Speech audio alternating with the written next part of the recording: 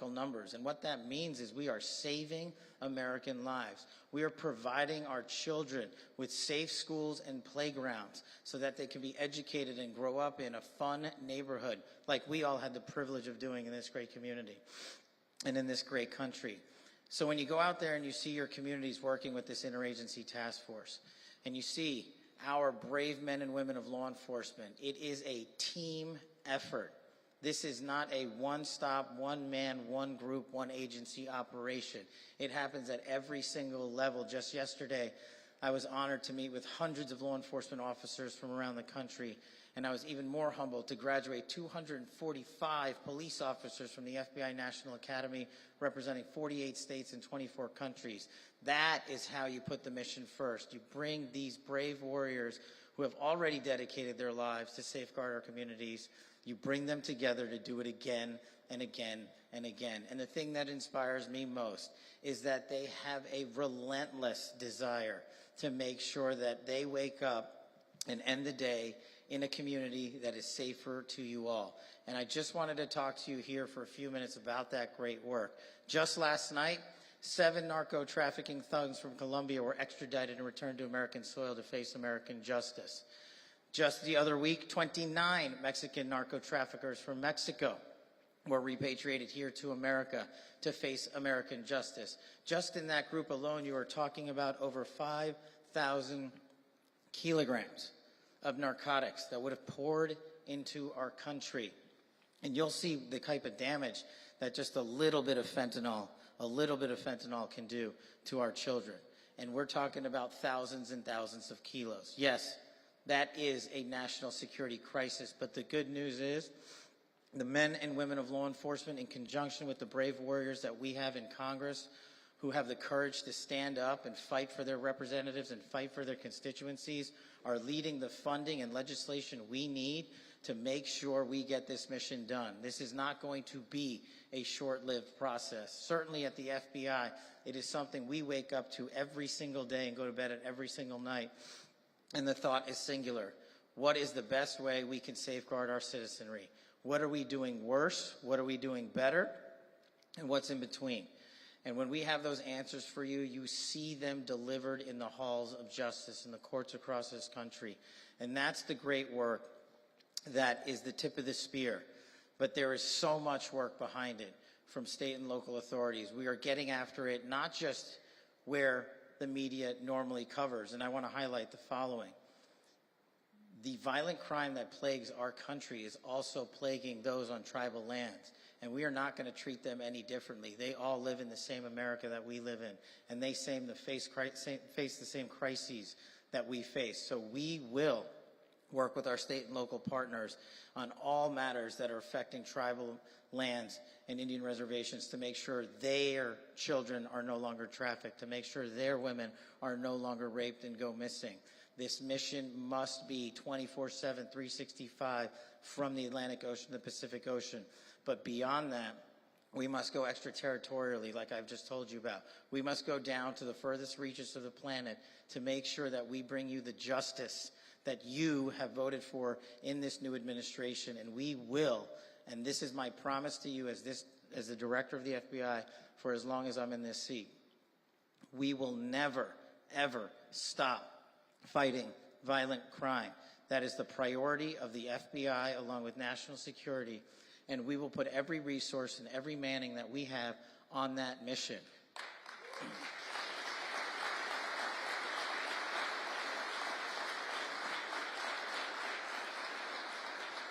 And lastly, through this great work, you will see tremendous oversight and reforms at our FBI, which will unfold with our partners in Congress over the coming weeks and months and years ahead. But I want you to pay attention also to what's going on in the halls of Congress, because they are providing us with the resources we need to combat the fentanyl crisis. And this administration is providing us with the tools we need by designating the cartels foreign terrorist organizations, because that's exactly how they should be treated, because that's exactly who they are. And in that pursuit,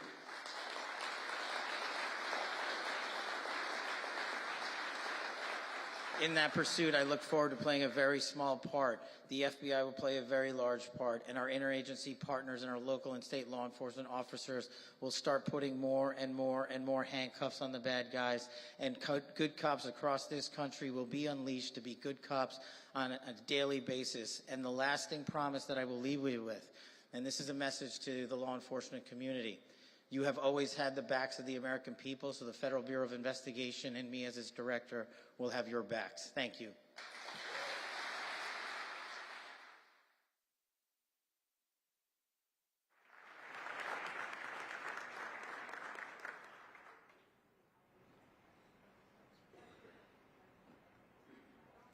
Ladies and gentlemen, please welcome Deputy Attorney General Todd Blanche.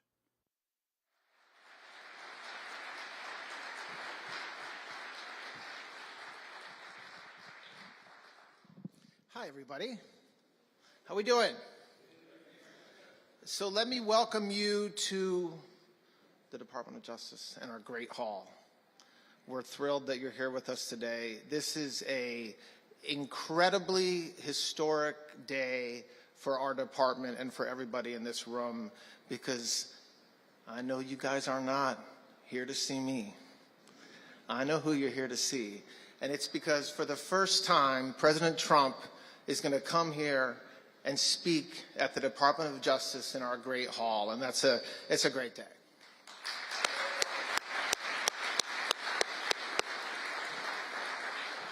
I want to thank we have a ton of special guests here today, and Attorney General Bondi is going to thank you as well. But thank you all for being here. There's law enforcement, our state and local partners, states attorneys generals, folks from the Hill, and we really, really appreciate you taking time to come and hear President Trump speak shortly. Director Patel is great, isn't he?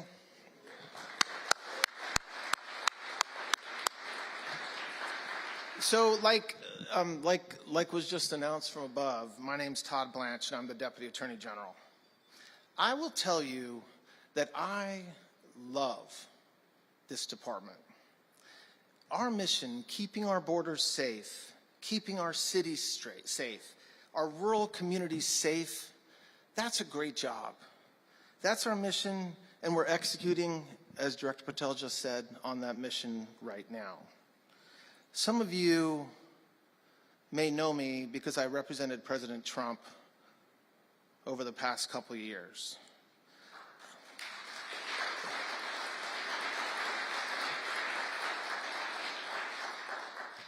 Enough has been said about what happened to him over the past 4 years. But I was right next to him. I stood next to him making that very stern, mean face that you saw. On multiple occasions, I met with him on multiple occasions, and I will tell you, the media attacks, the partisan prosecutors, the complete and utter lawfare, the assassination attempts that happened on more than one occasion against his life, through all those things, through all that time, he was a complete inspiration to me personally. He just stayed completely resolved, as you've heard and seen on multiple occasions over the past year. He never wavered. He was resolved to keep fighting on behalf of the American people, and that's the inspiration that I felt from him for the past several years, and it's the inspiration that drives me every single day. In a little while, you're going to hear from our great Attorney General, and she's going to also share some words about the vision and what we're going to do to make America safe again. I've been here 7 days. So I'm going to tell you a little bit of what I've learned in that time, of what we've already done since January 20th. 53 days ago, the President made the American people a promise. He promised that under his watch, safety will be restored, violent criminals and illegal aliens will be brought to justice, and the partisan weaponization of the Justice Department will end. We have a lot of work to do to keep that promise to the country, but let me tell you a bit about what we've already done. The President promised to the American people to eliminate the cartels that have been flooding our country with drugs and violent criminals. We responded, as Director Patel just said a few minutes ago, by working with the President's team to secure custody of 29 cartel leaders from Mexico. These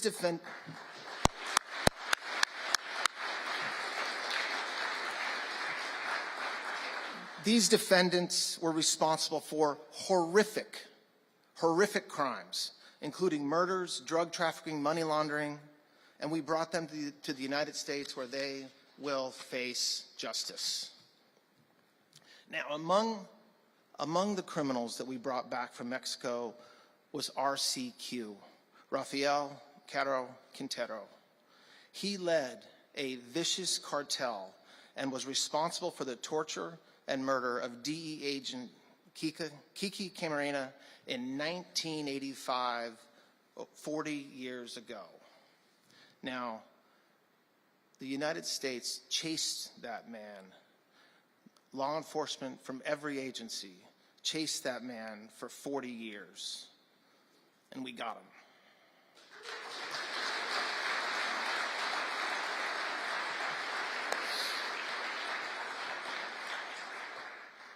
I was really happy and satisfied to learn just the other day that Special Agent Camarena's handcuffs, they were saved by his son, who is now a judge in California, were used on RCQ at his presentment in United States District Court.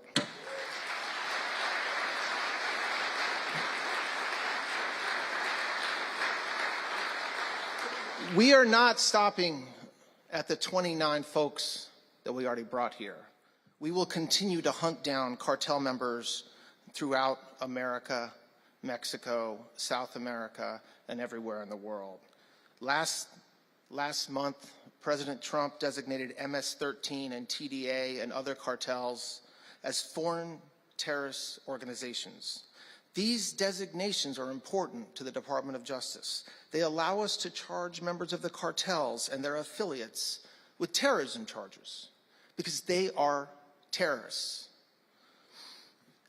This designation reflects the damage that they have done to our communities everywhere in this country. They're of course not only harming our country and the people through more than just drug trafficking, but also all kinds of other illegal activities. And so the people that support him, both in the United States and abroad, will be targeted by us. The President promised to crack down on illegal immigration, and that has been a major problem in this country for a very long time. Since January 20th, just a couple months ago, DOJ prosecutors in our border districts have filed criminal cases against over 6,600 illegal aliens. That's worth clapping. In Arizona alone, we've charged over 3,000 illegal aliens in just the past 2 months.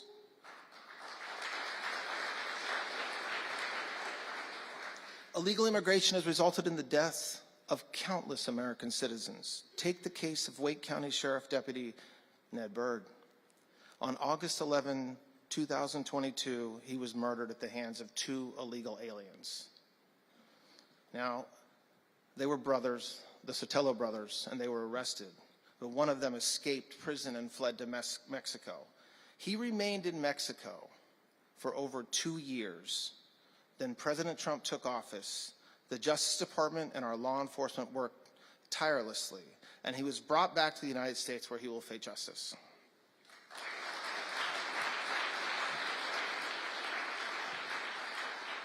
We are also setting up task forces with our Homeland Security partners. These task forces include the FBI, DEA, prosecutors, our state and local prosecution offices and law enforcement support, some of which are here today. And their mission is clear and critical, is to aggressively enforce immigration laws and ruthlessly pursue members of transnational criminal organizations. Director Patel mentioned one, and it's worth mentioning again, it's right across the river in the Eastern District of Virginia. It's the first task force that we set up, and they've already arrested over 220 gang members, and we are pursuing hundreds more just with that one task force. Now, President Trump also promised that we will always support our courageous law enforcement officers. They are on the front lines in the fight against crime and in the fight against illegal immigration, and we will have their backs.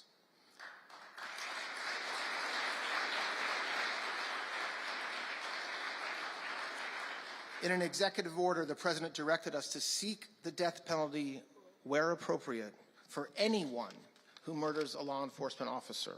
2 months ago, U.S. Border Patrol agent David Christopher Mayland was tragically murdered in Vermont. Last month, a federal grand jury indicted Teresa Youngblood for the shooting of Agent Mayland. We are strongly considering seeking the death penalty in that case. The President promised that under his watch, we will no longer stand by while universities tolerate and facilitate anti-Semitism and support of terrorism on their campuses.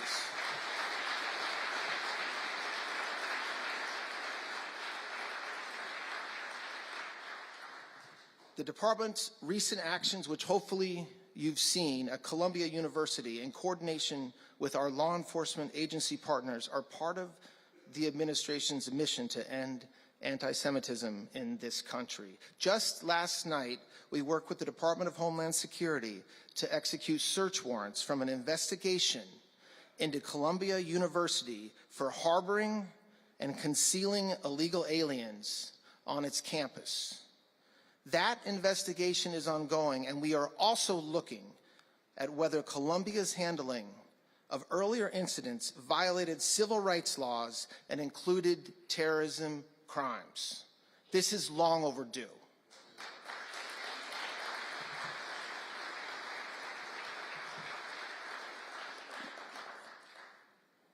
Let me be clear.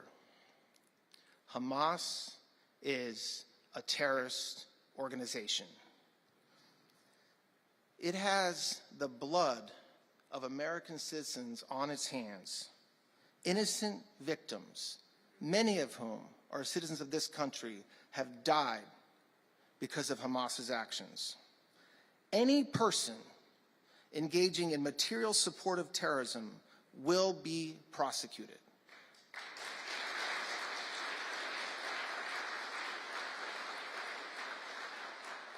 This includes those who threaten acts of violence on behalf of Hamas in the United States or even pay Hamas in the United States.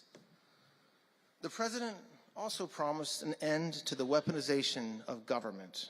Our weaponization inquiries are ongoing. They include matters relating to J6, improper prosecutions under the FACE Act, and the case against Colorado elections clerk Tina Peters. Under General Bondi's watch, the weaponization has stopped, period. The department's focus is now squarely on our core mission, keeping the American people safe.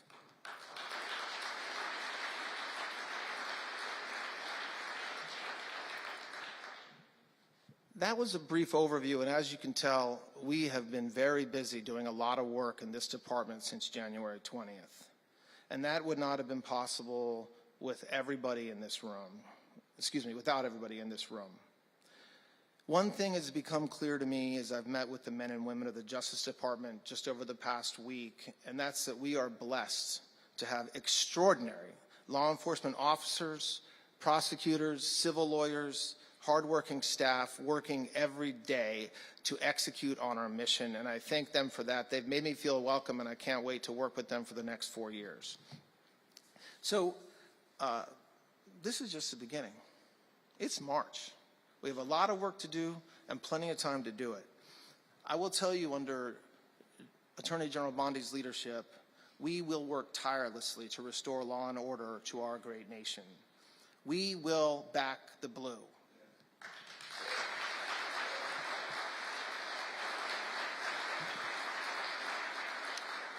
And I couldn't agree more with what Kash said a few minutes ago that we are going to go after violent criminals and illegal aliens throughout our nation.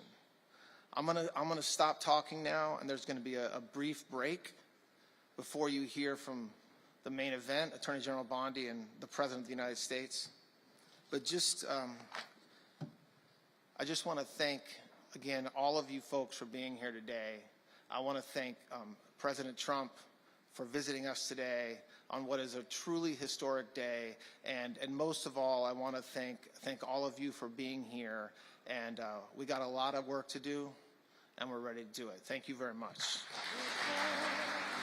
Your touch along lonely time,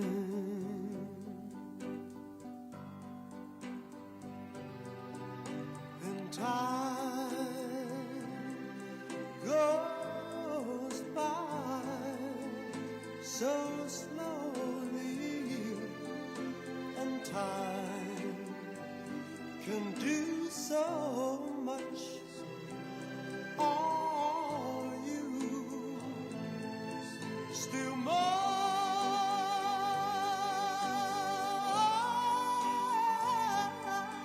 I need your love.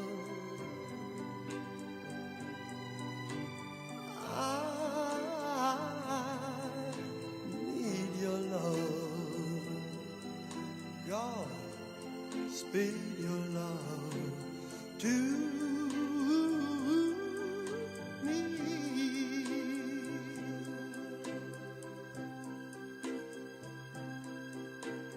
Lonely rivers flow to the sea, to the sea, to the open arms of the sea. Yeah. Lonely riverside, wait for me, wait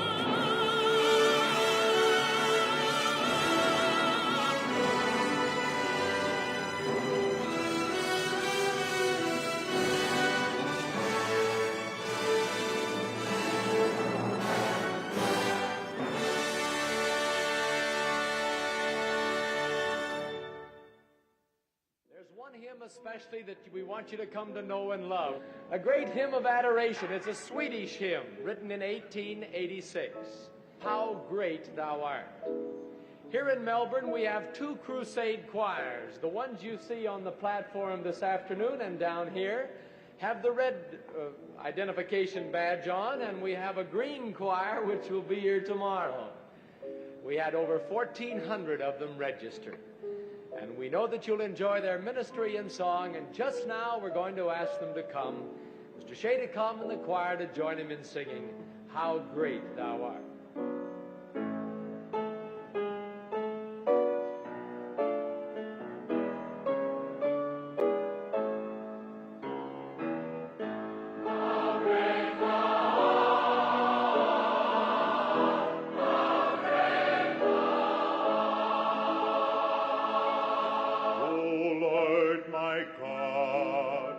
When I in awesome wonder consider all the worlds thy hands have made, I see the stars, I hear the rolling thunder, thy power throughout the universe displayed.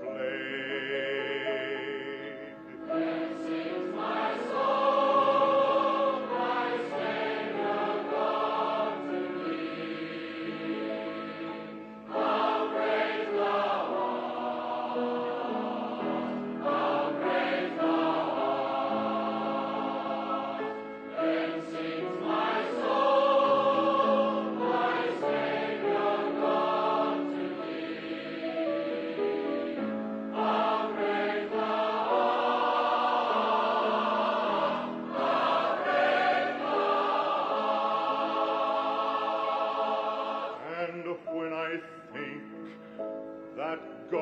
His Son not sparing, sent him to die, I scarce can take it in, that on the cross my burden gladly bearing, he bled and died to take away my sin.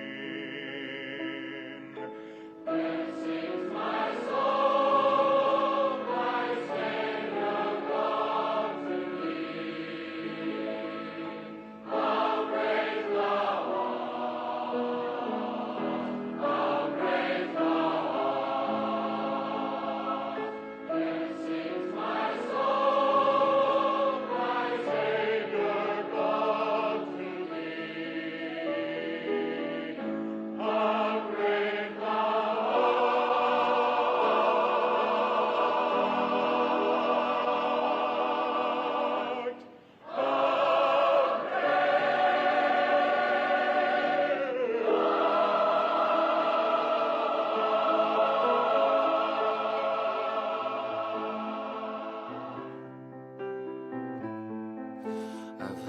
There was a secret chord that David played and it pleased the Lord, but you don't really care for music, do you?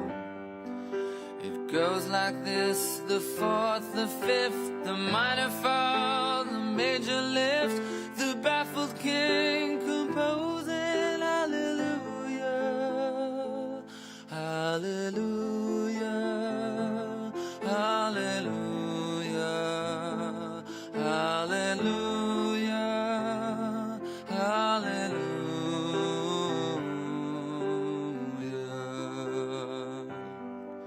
Your faith was strong, but you needed proof.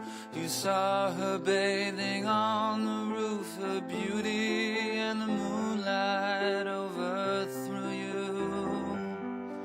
She tied you to a kitchen chair, she broke your throne, she cut your hair, and from your lips she drew the hallelujah, hallelujah, hallelujah, hallelujah, hallelujah.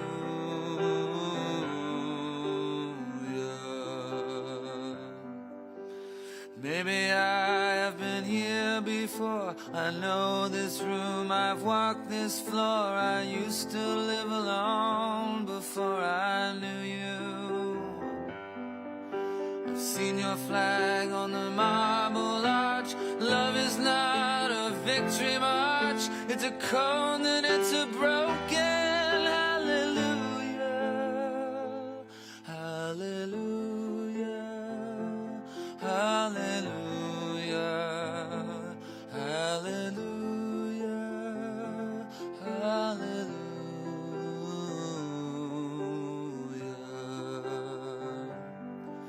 There was a time you let me know what's real and going on below, but now you never show it to me, do you? And remember when I moved in you, the holy dark was moving too, and every breath we drew was hallelujah. Hallelujah. Hallelujah. Hallelujah. Hallelujah.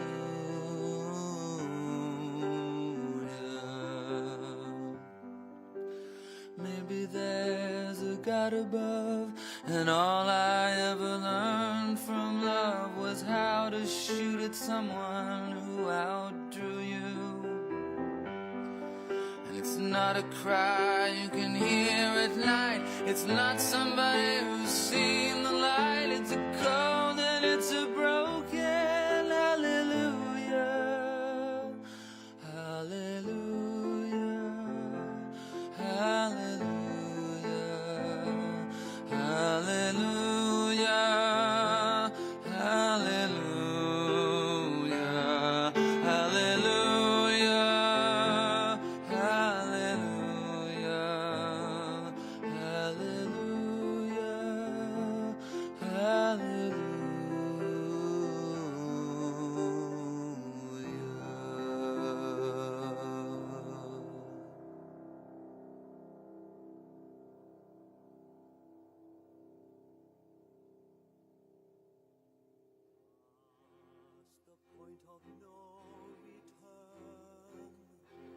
No backward glances. The games we've played till now are at an end. Past all thought of if or when. No use resisting. Abandon thought and let the dream descend. What raging fire shall flood the soul? What rich desire unlocks its door? What sweet seduction lies before us? Past the point of no return, the final threshold. What warm unspoken secrets will we learn beyond the point of no return?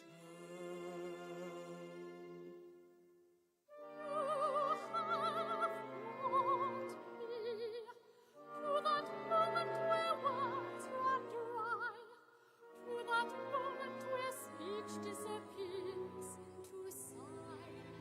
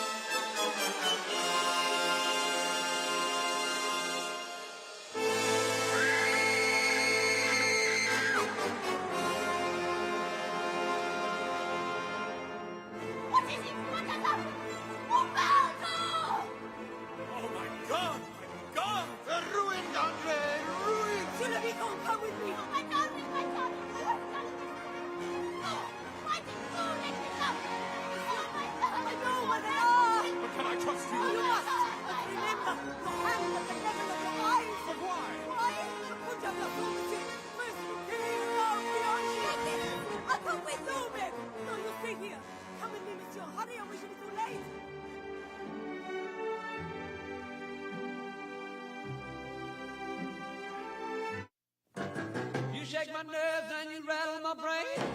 Too much love drives a man insane. You broke my will, but what a thrill. Goodness gracious, great balls of fire. I let you love what I thought it was funny.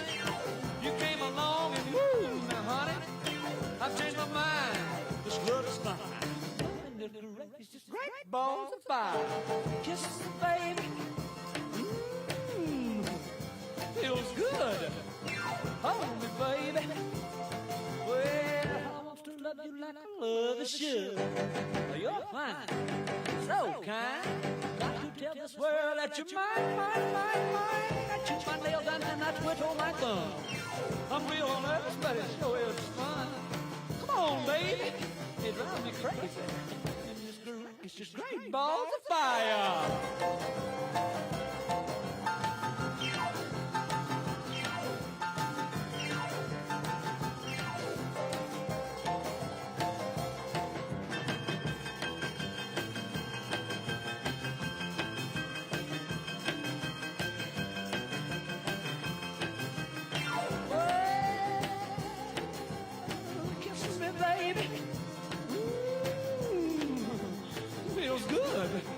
Hold me, baby. Well, I want to love you like I love a should. You're fine, so kind. Got to tell this world that you're mine, mine, mine, mine. That you're mine, that I quit on my thumb. Real nervous, but it sure is fun. Come on, baby, drive me crazy. Goodness gracious, great balls of fire.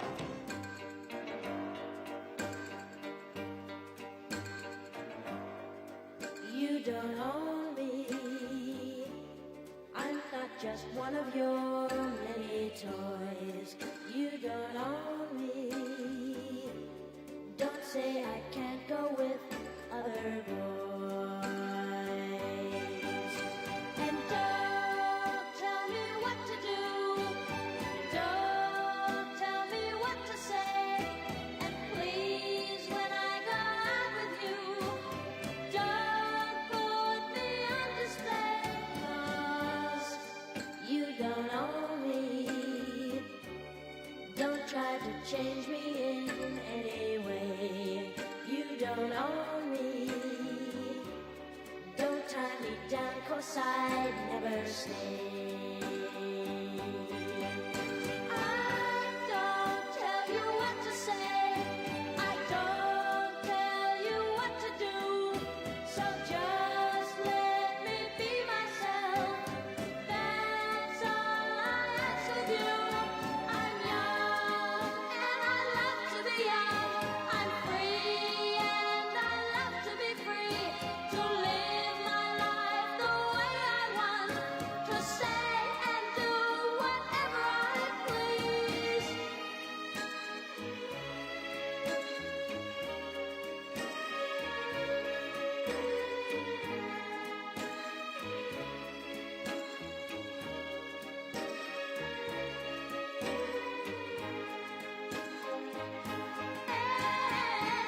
Don't tell me what to do.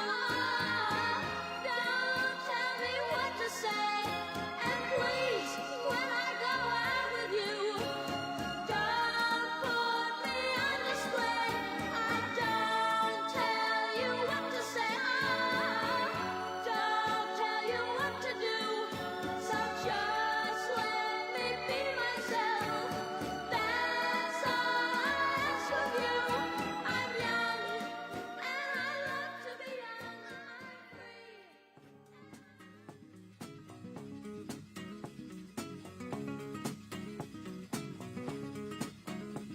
Jolene, Jolene, Jolene, Jolene, I'm begging of you, please don't take my man. Jolene, Jolene, Jolene, Jolene, please don't take him just because you can. Your beauty is beyond compare, with flaming locks of auburn hair, with ivory skin and eyes of emerald green. Your smile is like a breath of spring, your voice is soft like summer rain, and I cannot compete with you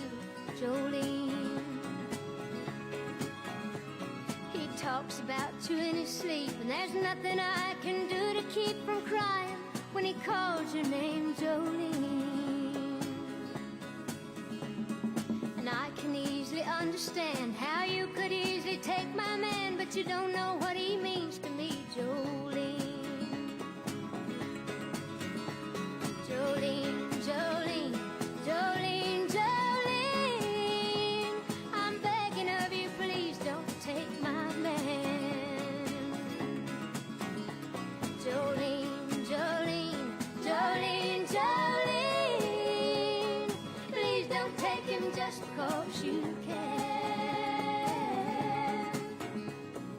You could have your choice of men, but I could never love again.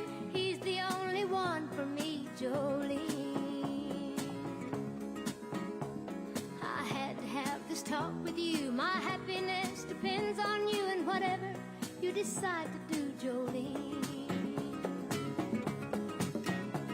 Jolene, Jolene, Jolene, Jolene, I'm begging of you, please don't take my man. Jolene, Jolene, Jolene, Jolene, please don't take him even though you can. Jolene, Jolene.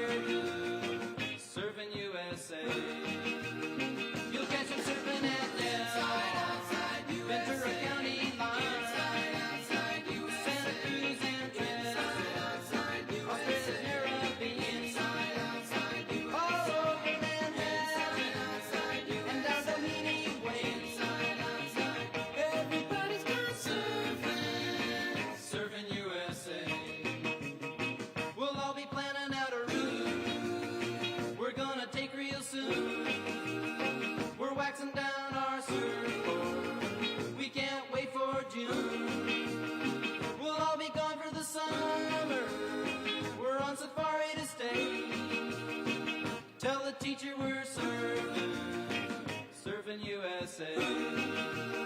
Hangar knees and inside, outside, Pacific Palisades. Inside, outside, Seminole Free and Sun. Inside, outside, Redondo Beach and LA. Inside, outside, all over the Hawaii. Inside, at Waimea Bay. Inside, outside, everybody's gone surfing, surfing USA.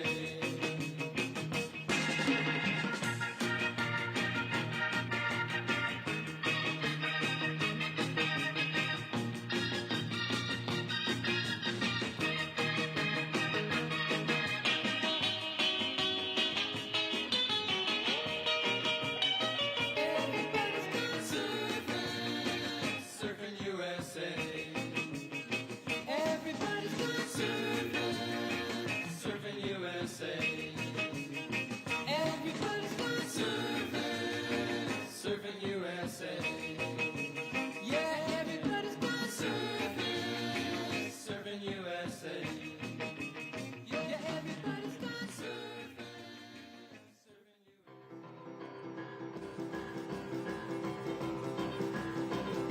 USA. Come on over, baby, whole lot of shaking going on. Yes, I say, come on over, baby, baby, you can't go wrong. We ain't faking, whole lot of shaking going on. Well, I say, come on over, baby, we got chicken in the corner. Woo, huh? Come on over, baby, well, they got the bull by the horn. We ain't faking, whole lot of shaking going on. Yeah, let's shake, baby, shake. I said shake, baby, shake. I said shake it, baby, shake it. Let's shake, baby, shake. Come on over, whole lot of shaking going on. Oh, let's go.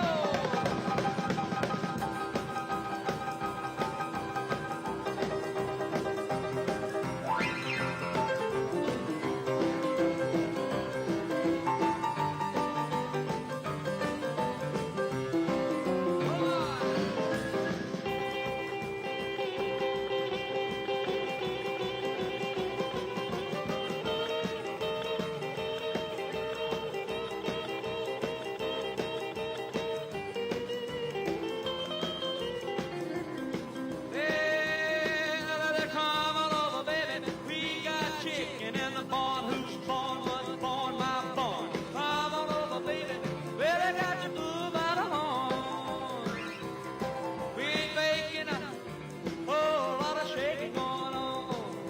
Easy now, shake it. Oh, shake it, baby. Yeah. You can shake it one time for me. Has to come over, baby. Oh, Lord, shake going on. Now let's get real low one time now. Shake, baby, shake. All you gotta do, honey, is kind of stand in one spot. Wiggle around just a little bit. And that's when you got some. Yeah. Oh, baby, oh, Lord, shake going on. Now let's go one time. Take it, baby, shake it.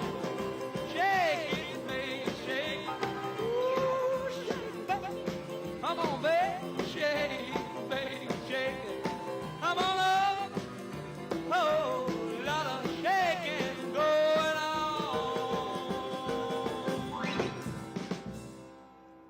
You were young and your heart was an open book. You used to say, live and let live. But if this ever-changing world in which we live in makes you give in and cry,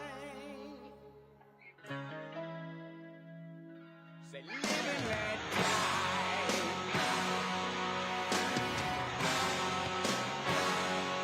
Live and let die.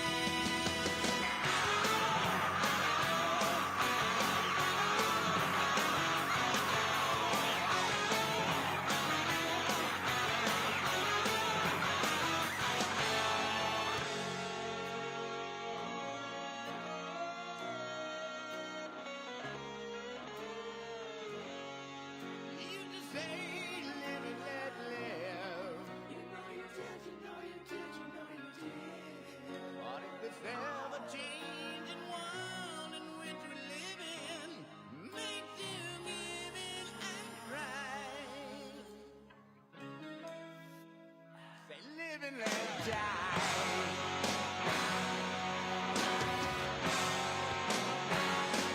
Live and let die.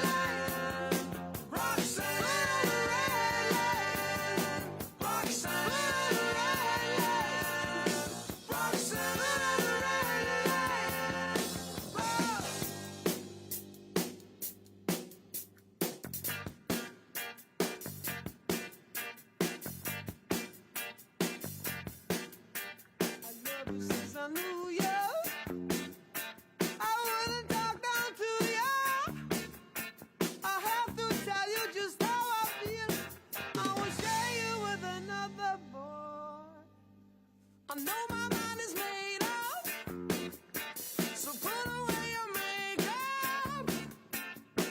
Told you once, I won't tell you again. It's the bad way. Roxanne, you don't have to put on the red light. Roxanne, you don't have to put on the red light.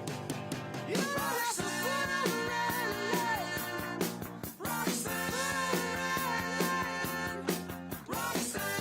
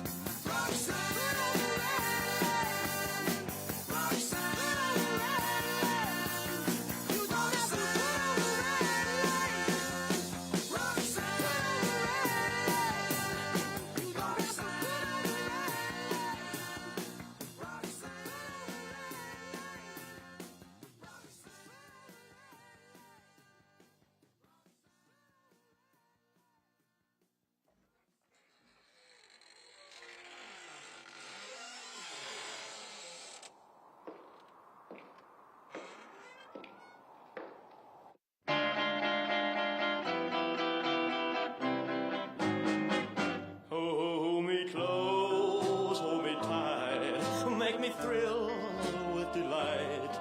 Let me know where I stand from the start. I want you, I need you, I love you with all my heart. Every time that you're near, all my cares disappear. Darling, you're all that I'm living for. I want you, I need you, I love you more and more. I thought I could live without romance until you came to me. But now I know that I will go on loving you eternally. Won't you please be my own? Never leave me alone, 'cause I die every time we're apart. I want you, I need you. Ladies and gentlemen, please take your seats. The program is about to begin. Well, I thought I could live without romance until you came to me.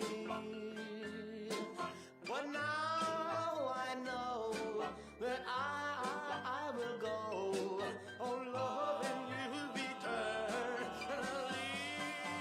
Won't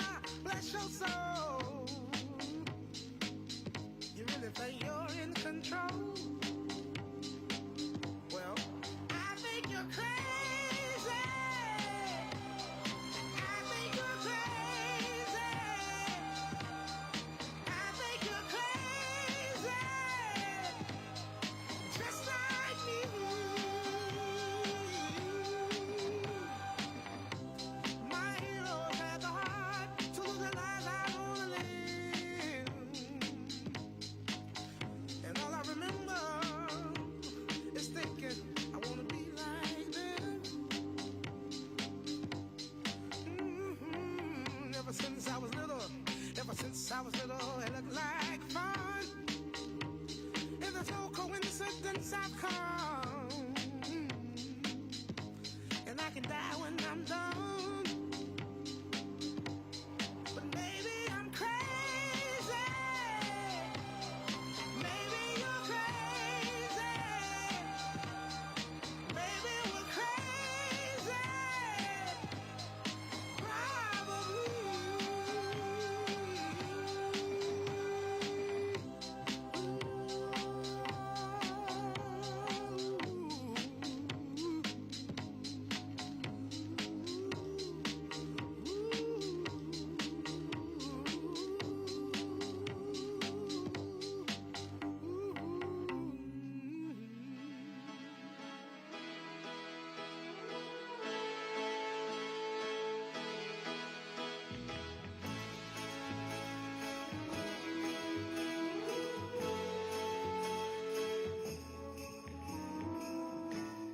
I may not always love you. Ladies and gentlemen, please welcome Attorney General Pamela Bondi.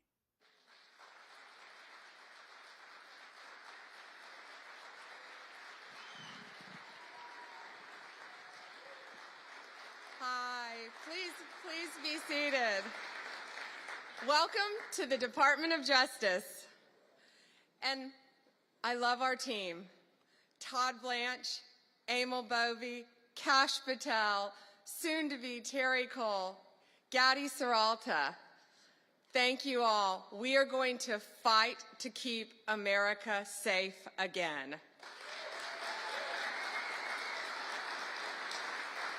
President Trump has prioritized tackling our nation's fentanyl crisis, and he has taken decisive action to fight it. I want to thank our U.S. attorneys who are here today, our state attorneys general from all around the country. I see all my friends out there, my colleagues, who will work to prosecute violent criminals, get the drugs off our streets, get the gangs off our streets, and get the illegal aliens out of our country. And thank you to all of our federal, state, and local law enforcement officers who are here today who keep us safe every day and night. Thank you to all of you.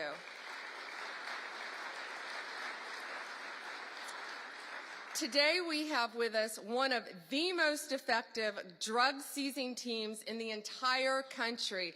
I said I wish I told them earlier, take them and put them in every major city in the country. Since January, they have saved millions of lives taking drugs and illegal weapons off the streets of Boston. And Todd, they ask us for more U.S. attorneys. I told them we're on it. Could you all please stand? This is Boston's DEA strike team. Thank you all.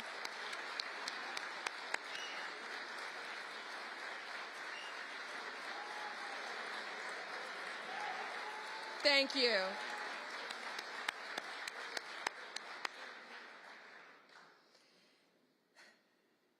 We also have two angel moms here today. Anne lost her son. He was 15. He thought he was taking a Percocet at school, and it was laced with fentanyl. And he was beautiful. And I'm so sorry. But all of these people in this room, thanks to the directive of Donald Trump, are going to keep our streets safe and protect our kids. Thank you for being here.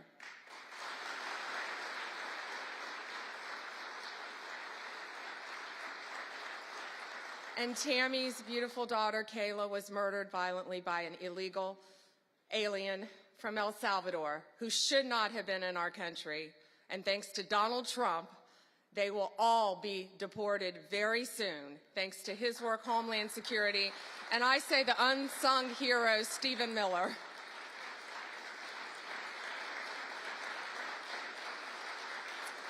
On stage, we have, this is 180 kilograms. It represents, not real, of fentanyl, okay? So this represents 1 kilo of fentanyl. In its pure form, this 1 kilo can kill 500,000 people. The 180 there, in pure form, could kill 90 million people. That is the population of California, Texas, and Florida. That's what we're dealing with in our country. That's why angel moms go around the country. That's why Donald Trump has taken such a hard stance against cartels, securing our borders, getting these gangs and drugs out of our country. But look at that. That can kill 3 states in its pure form. That should terrify everyone. I see our senators made it. Our senators, thank you. However, taking the drugs off the streets is only half the battle. President Trump has secured our borders and will continue to fight the cartels throughout this country, deport them all, or lock them up for the rest of their lives, thanks to our prosecutors around this country where they belong. Under the last administration, cartels, criminals, they freely walked in and out of our country with impunity. No longer. Under Donald Trump, they live in fear, and they better live in fear because we're coming after all of them. I am so proud to have a team with Emil and Todd and all of our great team. And we all work for the greatest president in the history of our country. We are so proud to work at the directive of Donald Trump. It is, he will never stop fighting for us, and we will never stop fighting for him and for our country. It is an honor to welcome to the Department of Justice the 45th and the 47th President of the United States.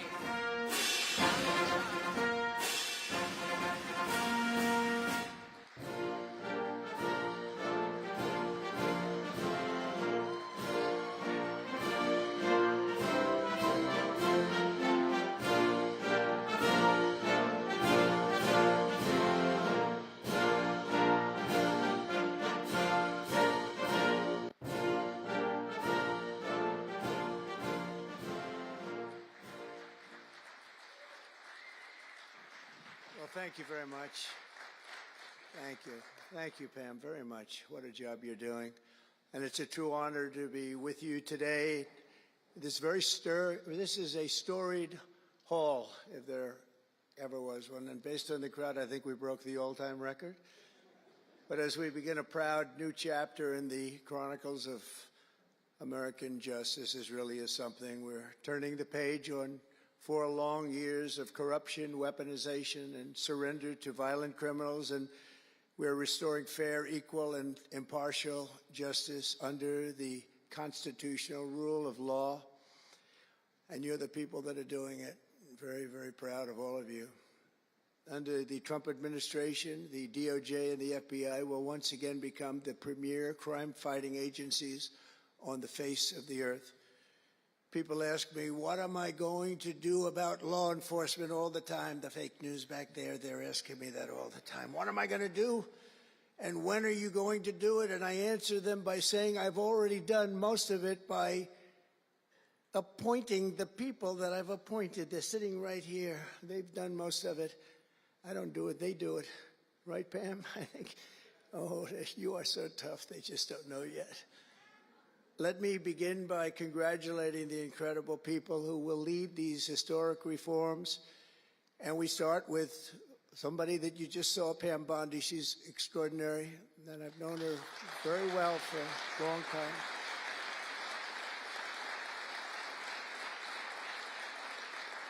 I watched her for a long time in Florida, for years in Florida, and highly experienced. She seems so young, but she's highly experienced, that I can tell you. She was a phenomenal attorney general in Florida, and she's going to do a really amazing job. Also, our new director of the FBI, Kash Patel. Kash, right.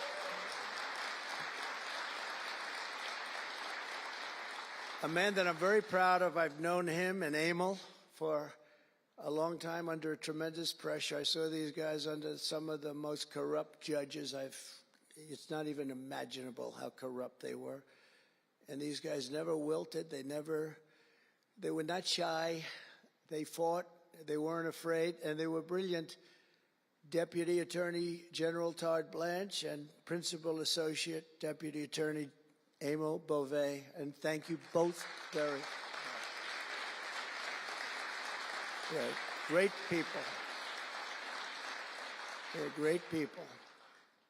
The Chief of Staff, who's so highly respected, Chad Mizell. Thank you, Chad. Chad? Thank you, Chad. Our next administrator of the DEA, Terry Cole. Terry? Thank you, Terry. Good luck. Going to do great.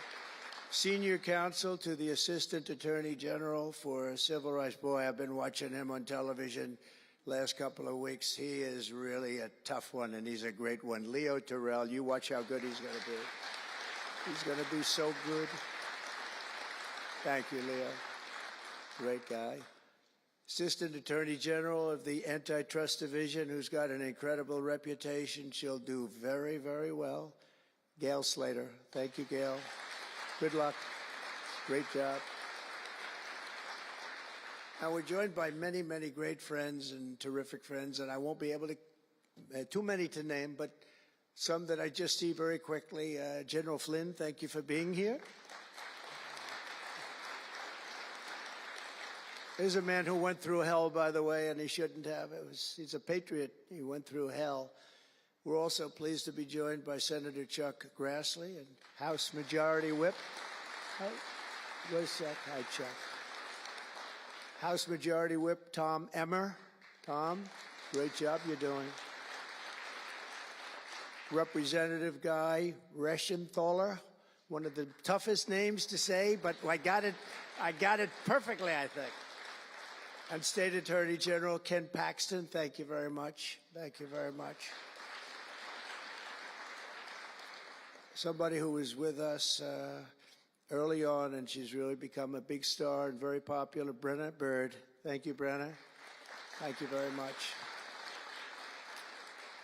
Steve Marshall, Alan Wilson, James Othermeyer, Chris Carr, Dave Sunday, Marty Jackley, as well as White House Deputy Chief of Staff, Stephen Miller. What a man Stephen is. Become a big star.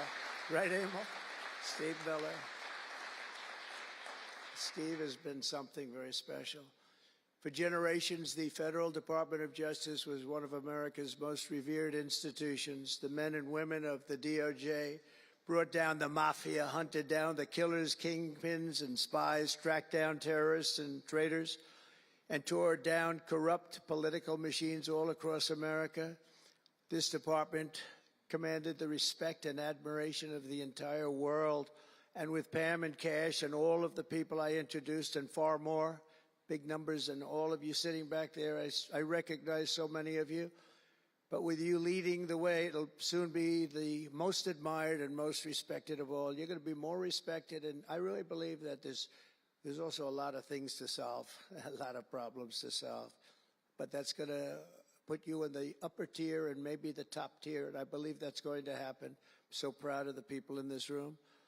But first, we must be honest about the lies and abuses that have occurred within these walls. Unfortunately, in recent years, a corrupt group of hacks and radicals within the ranks of the American government obliterated the trust and goodwill built up over generations. They weaponized the vast powers of our intelligence and law enforcement agencies to try and thwart the will of the American people. You remember the 51 intelligence agents that said, as an example, that Hunter Biden's laptop from hell came from Russia when they knew it came right from his bedroom. They knew that. It was a big lie, and they knew it so well. They spied on my campaign, launched one hoax and disinformation operation after another, broke the law on a colossal scale, persecuted my family, staff, and supporters, raided my home, Mar-a-Lago, and did everything within their power to prevent me from becoming the President of the United States. With the help of radicals like Mark Elias, Mark Pomerantz, and these are people that nobody's ever seen anything like it. So many others, but these are people that are bad people, really bad people. They tried to turn America into a corrupt, communist, and third world country. But in the end, the thugs failed and the truth won.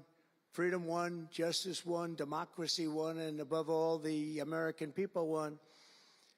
There could be no more heinous betrayal of American values than to use the law to terrorize the innocent and reward the wicked. And that's what they were doing at a level that's never been seen before.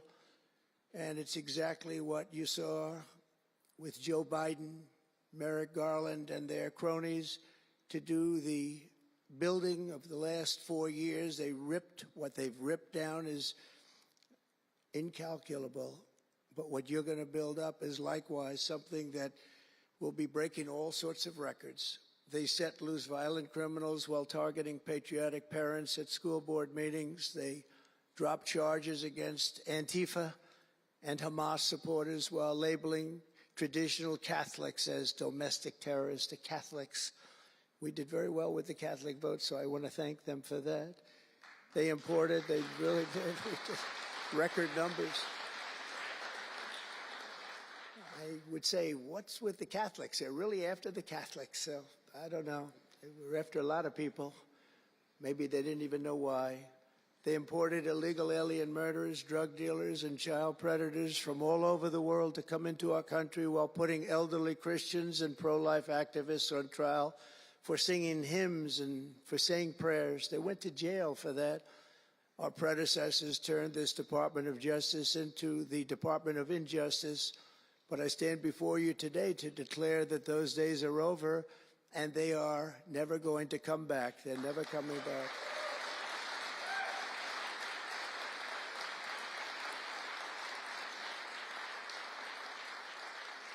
So now, as the chief law enforcement officer in our country, I will insist upon and demand full and complete accountability for the wrongs and abuses that have occurred. The American people have given us a mandate like few people thought possible. We won every single swing state. We won the popular vote by millions and millions of people. We won districts, 2,750. Think of that, 2,750 districts compared to 505. So we won it at levels that have, I don't believe, ever seen before. That's the one where you see the map of the United States and it's all red. Red for Republican, not for communist. Red for Republican. They would like it to turn red for communist, but it didn't work out that way. The American people have given us a mandate and really a far-reaching investigation is what they are demanding into the corruption of our system. And that's exactly, I'm sure, what Pam and Kash and everyone else mentioned here and not mentioned is going to be doing. We will expel the rogue actors and corrupt forces from our government. We will expose and very much expose their egregious crimes and severe misconduct, of which was levels you've never seen anything like it.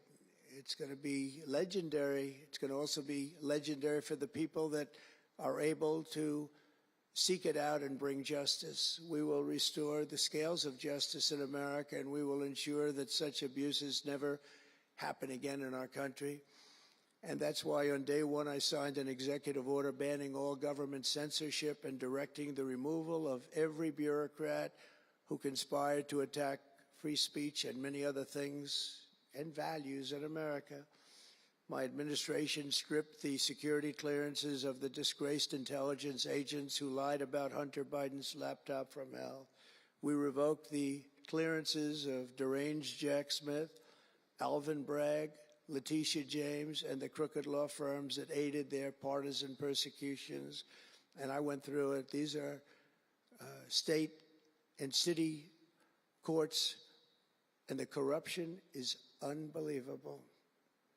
We also terminated the clearances of the Biden crime family and Joe Biden himself. He didn't deserve it. In fact, he was essentially found guilty, but they said he was incompetent, and therefore let's not find him guilty, I guess. Nobody knows what that ruling was, but I didn't want any part of it. I think I would have rather been found guilty than what they found with him. They said he didn't know what the hell he was doing, and therefore he's let him go. I said, you know, I'd rather be convicted, Pam. I think that was not good. I said, please convict me, don't say that. I pardoned hundreds of political prisoners who had been grossly mistreated. We removed the senior FBI officials who misdirected resources to send SWAT teams after grandmothers and J6 hostages. And it was a great honor for me to fire, I will tell you this, a great honor to fire James Comey. A great, great honor. That was nothing. There was no better day. A lot of people said, oh, that's too bad you did that. And they said that's going to be, and you know what? A year later, they said that actually saved the administration because the level of corrupt things that we learned after that turned out to be that they were doing, in fact, really bad things. He was a terrible person, did terrible things, and persecuted people, and all in the guise of being an angel, but he wasn't an angel. We created a brand new DOJ task force and anti-Christian bias. And under Director Patel, we're getting the FBI agents out of the headquarters in Washington, D.C., and back on the streets in pursuit of dangerous criminals where they belong and where they want to be. And, you know, you have that big FBI building, and it's a very big building, and they were going to build an FBI headquarters 3 hours away in Maryland, a liberal state, but that has no bearing on what I'm about to say, but we're going to stop it. Not going to let that happen. We're going to build another big FBI building right where it is, which would have been the right place because the FBI and the DOJ have to be near each other. You can't that's one thing I did learn from this persecution. The FBI and the DOJ work together. Now, in my case, they work together for bad purposes, but they do. They were always together. So how can you have one that's 3 hours away? But one thing I said to Kash, well, we're going to get a great building built. It's going to be a magnificent building. He said, sir, we don't need that kind of room. I said, what do you mean? He said, I'm just going to take a old Department of Commerce building that's about 25% the size, and that's what I need. We're going to have the best staff that you've ever seen, and that's what I need. It's in a nice location, but I don't need that big building. Why don't you just sell the site to somebody, and we're going to be very happy. And they want to have far fewer people, but we also want to have them in D.C., and if for no other reason, we like having law enforcement walking the streets of our capital, because when the bad guys are out there and they see there's an FBI agent, that's the ultimate in law enforcement, and they're not going to be acting so bad. We're cleaning up our city. We're cleaning up this great capital, and we're not going to have crime, and we're not going to stand for crime, and we're going to take the graffiti down, and we're already taking the tents down, and we're working with the administration, and if the administration can't do the job, we're going to have to take it back and run it through the federal government. But we hope the administration is going to be able. So far, they've been doing very well. The mayor's been doing a good job. We said there are tents galore right opposite the State Department. They have to come down, and they took them down right away. And so far, so good. But we want to have a capital that can be the talk of the world. When Prime Minister Modi of India, when the President of France, and all of these people, the head of Prime Minister of United Kingdom, they all came to see me over the last week and a half. And when they come in, I had the route run. I didn't want to have them see tents. I didn't want to have them see graffiti. I didn't want to have them see broken barriers and potholes in the roads, and we had it looking beautiful. And we're going to do that for the city. And we're going to have a crime-free capital. When people come here, they're not going to be mugged or shot or raped. They're going to have a crime-free capital again. It's going to be cleaner and better and safer than it ever was, and it's not going to take us too long. There's a new phenomena that is taking place with these violent, vicious lawyers that we have all over. They play the ref. You know what playing the ref is? Like the great Bobby Knight basketball coach. He'd scream and scream at the ref. He'd scream. I watched it. By the way, I love Bobby Knight because he endorsed me. And having Bobby Knight's endorsement in Indiana was an extremely good thing. A friend of mine said I was running in Indiana at the time. This was early on, 2016.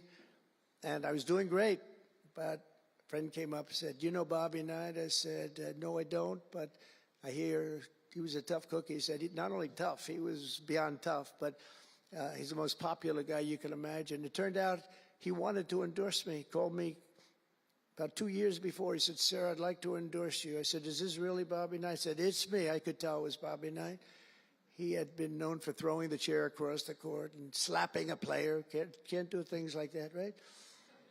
And the man that came in fired him. He was a new administrator for the college. That guy didn't last very long. They were like 14-0, and they fired Coach Knight. That was not good, but he had a little chip in his shoulder. But he loved Trump, and he came in and he said, "I'd love to endorse you." He said, "If you ever run, please call me." So he said, "Do you know Bobby Knight?" I said, "Well, I don't know him," but he called me a couple of years ago. It was an amazing phenomenon. I took his number, and on each side of my desk in New York, I had stacks of paper, like nice and neat, but about 2 feet high each. And I said, I wrote his number down and I put it here 2 years ago. And I said, let me see if I can find it. It was almost like a miracle. I had other miracles that happened too. My ear is still throbbing. That was a miracle. That was a miracle also, wasn't it? That was a miracle also. Thank you. Thank you, Leo. Thank you. Thank you, my man. That was a miracle. Anyway, okay, that's very nice. Thank you. But so he said, Bobby Knight. So I said, I put his name down and I wrote it down. It's in one of these stacks. I lifted up. There would have to be 2,000 to 3,000 pages in each stack. I lifted it up, the first one, had no idea. And there was his name on a little card, Bobby Knight with his number. It was like incredible. I tell that story all the time. And I called him and dialed a number. He said, I've been waiting for you to call. And he went out and he made a speech for me in a packed arena in Indiana, and it was over. It was over. He was a tough guy. He actually went a little far, if you remember. He made a great speech because he was actually a motivational type guy, to put it mildly. But he left the stage, and then I'm talking, and he walks back onto the stage. I said, uh-oh, this is trouble. Why is he coming back? He was a big guy, too. Why is he coming back? He said, may I say a few more words? I said, yeah, go ahead, Bobby. Say a few more words, a little different. And he said, and let me tell you something about this guy, Trump. This guy, if he has to, will use the nuclear weapons that we have. He will use he has no fear. He's going to use, and that's the kind of guy. And he walked off the stage. I said, I think I'm in big trouble, Pam. That was not good, but it worked out okay. In the meantime, we won the state in a landslide, and it was great. And it was just an amazing period of time. But this is the most amazing period of time. I think this is more amazing. What's taken place is more amazing. I think it's more consequential. And if we do the job, one of the big media outlets said what we did was the most consequential election in the last 129 years. Well, if we do the job that we're all capable of doing, I think it's going to prove to be that and then some. And that's what we want to do. We have a real big shot at making this country so great.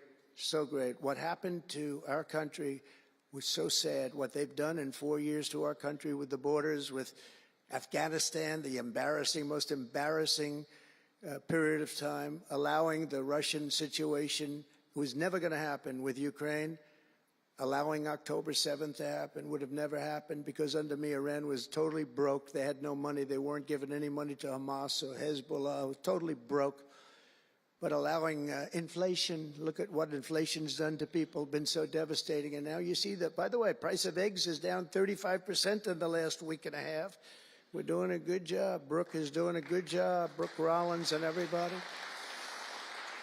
And inflation's down, interest rates are down, gasoline has come down to a level that we haven't seen in a long time. All things that we wanted to do, because then everything else is going to be coming down. We want it to come down. We want bacon to come down, and groceries, a term I used to use. It's sort of an old-fashioned term, but I used to use it on the campaign trail, those last 90 perfect, beautiful days. We just hit it. And I want to thank Susie. You have done a great job, Susie Wiles. Great job, Susan.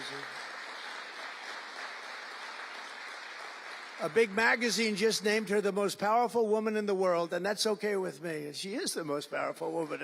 You think about it, John, right? The most powerful woman in the world, but she's great. And we had a great 90 days. It was a perfect 90 days, and it was a great result, but we want to put that result to good use by doing a phenomenal job. And I want to tell you that Todd and Emil know this very well. We had an amazing judge in Florida, and her name is Eileen Cannon, and I didn't know her.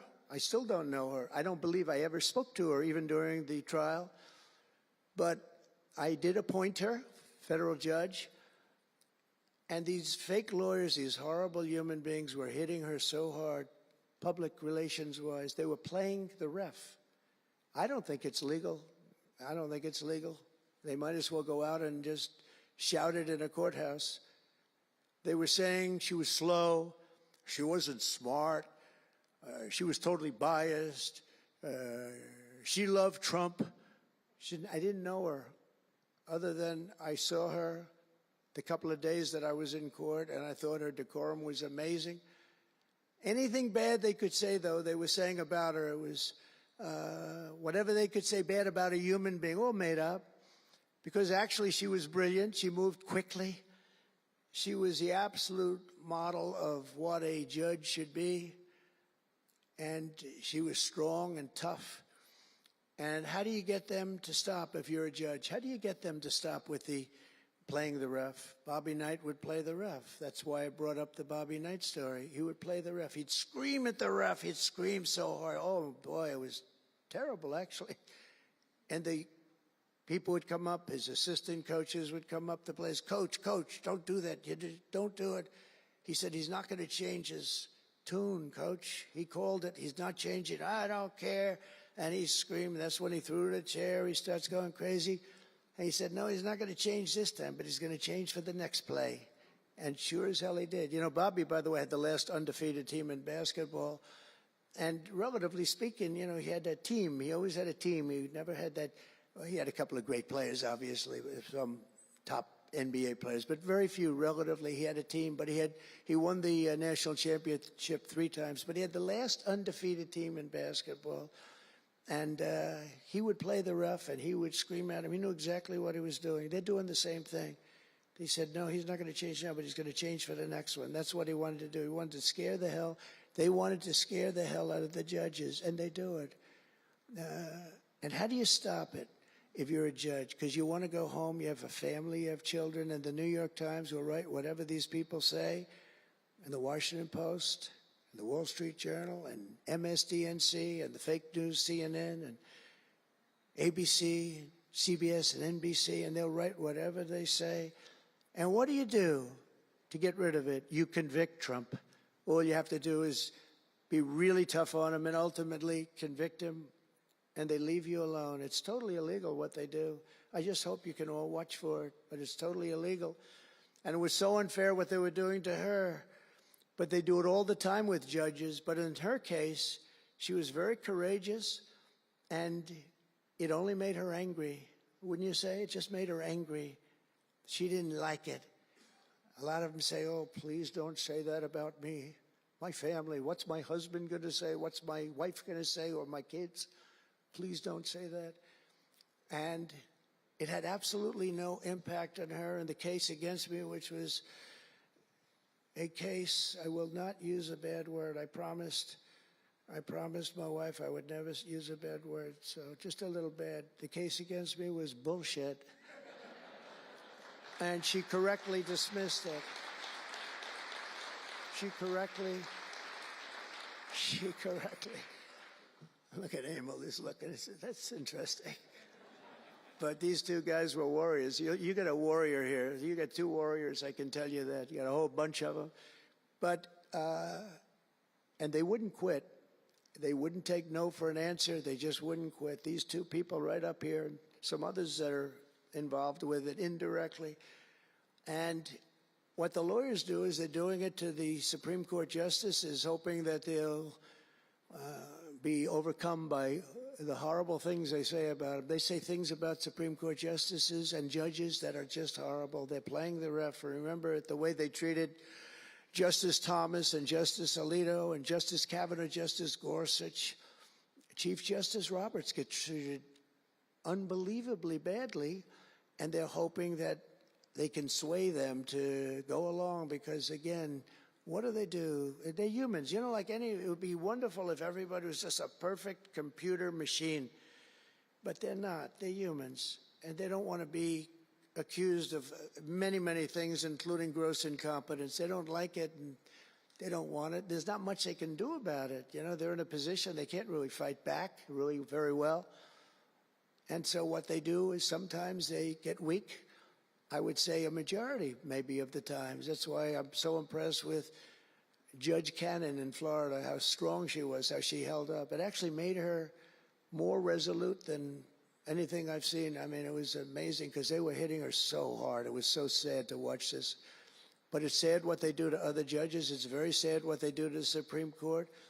And a lot of the judges that I had, if you look at them, they take tremendous abuse in the New York Times and the Washington Post, all of the different networks. They take such abuse.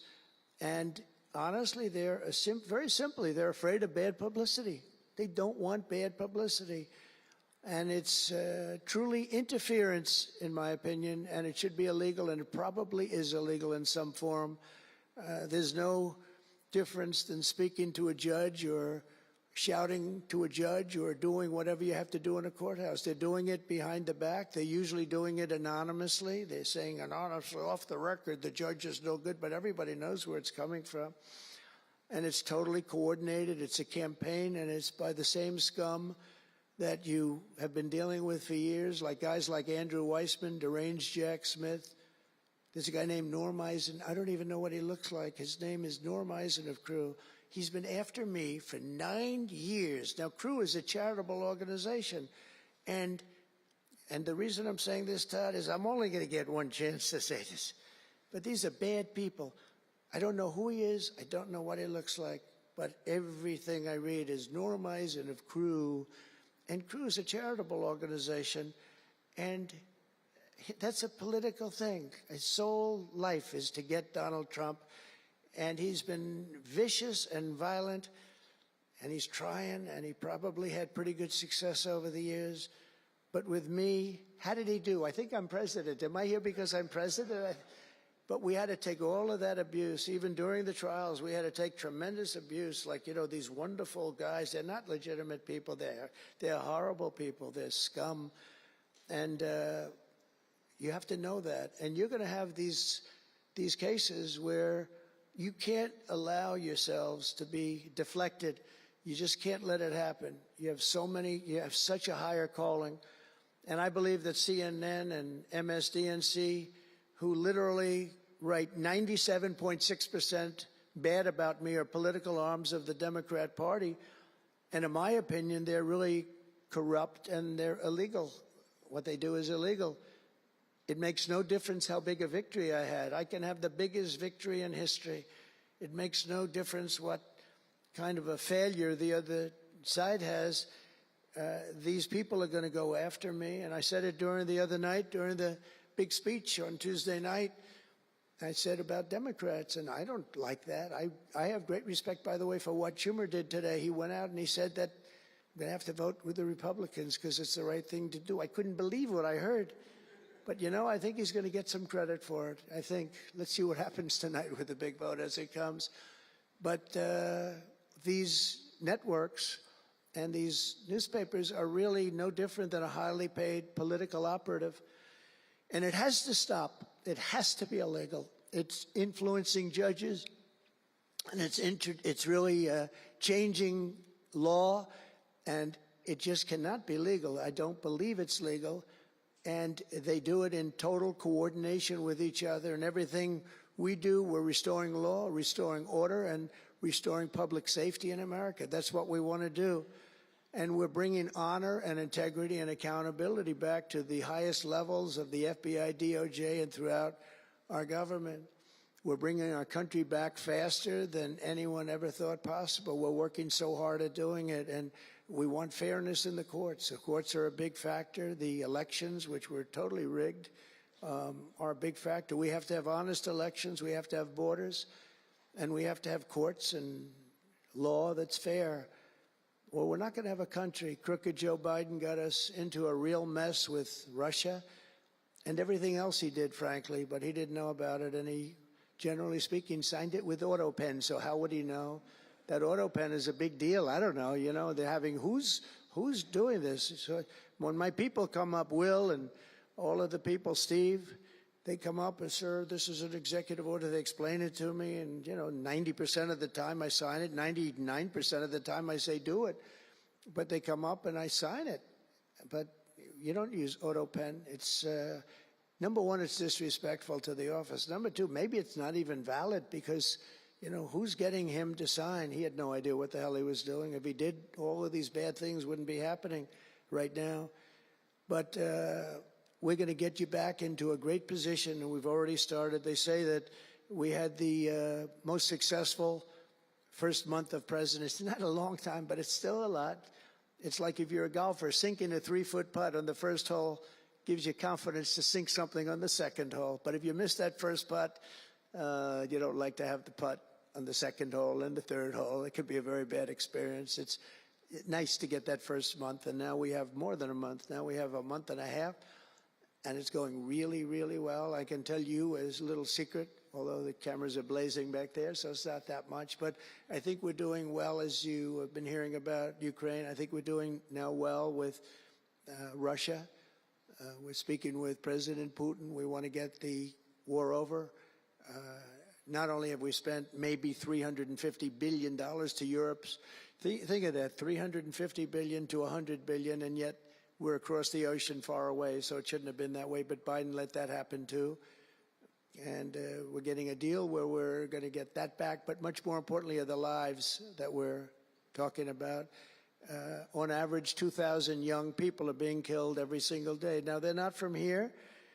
They're from nowhere close to here, but they're young people. They're human beings, and they have parents. They have sisters and brothers, the mothers and fathers, the friends and the families and the towns where they grew up. And they're losing, on average, 2,000, even 2,500 a week. And I want to get it stopped. And we've had some very good calls today with Russia and with Ukraine. They've agreed for a ceasefire if we can get it with Russia. And it's not easy. It's a tough one. But I think we're doing it. And as the Secretary General said yesterday of NATO, a terrific guy, he said without Trump, we wouldn't be talking about it. It would just go on for years, and millions more people, millions of people have been killed, but millions more people would be killed. And he said it was a great honor. Without me, it would just keep going on. We're looking for the ceasefire now with Russia, and we've had some very good talks about it. We've had some very good responses. And I can tell you that there was a case where there would have been no war if I were president, and it's just 100% would not have happened, would never have happened. I used to speak to President Putin a lot about it. I said, don't do it. Don't do it. I won't tell you what the consequence was. I won't tell you what he said. But if he believed even 5% of what I said, then he would say, I'm not going to do it. And I think he did. But we had a good relationship, and we had a professional relationship, and his respect for this country. And I think we've had some very good results. So, I haven't been able to say that to anybody else. I haven't wanted to say it until just before I came here. I got some pretty good news. So, but we have to see what happens. It's still a long way to go. The fighting is unbelievable. Russia has a large group of Ukrainian soldiers, as we speak, surrounded and in grave danger.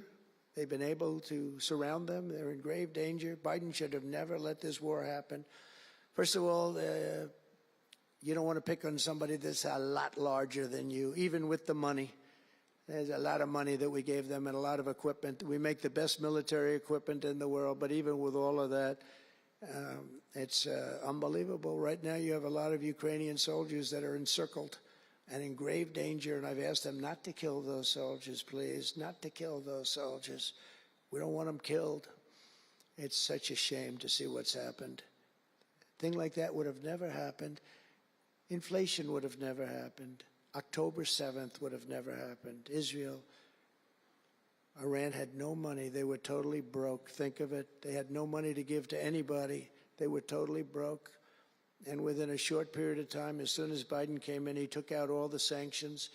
In China and everybody else that wasn't buying oil from Iran was buying it at levels that they never spent before. And it was a sad thing. And if you look at Afghanistan, that was probably what got Putin started, because when he looked at how horribly we looked, I think the most embarrassing day, not that we got out because we were getting out, I would have been out faster than them. I was the one that got it down to the right level. But we would have kept Bagram, the big Air Force base. We would have kept it. Right now, China occupies Bagram. And the reason we would have kept it is because they were 1 hour away from where China has and builds its nuclear missiles and weapons. And they gave that up.